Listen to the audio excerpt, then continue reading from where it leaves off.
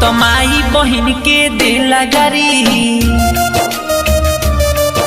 तो माई बहिन के दिला गारी, भाई भाई कह के पोल्हारेला। एगो हवे करे जी नंबर 1, एगो हवे करे जी नंबर 1, सरवा सबके गरियावेला। एगो हवे करे जी नंबर 1, सरवा सबके गरियावेला। तो माई बहिन के दिला गारी। Mix by Sneha recording studio Jamo Chand टोला।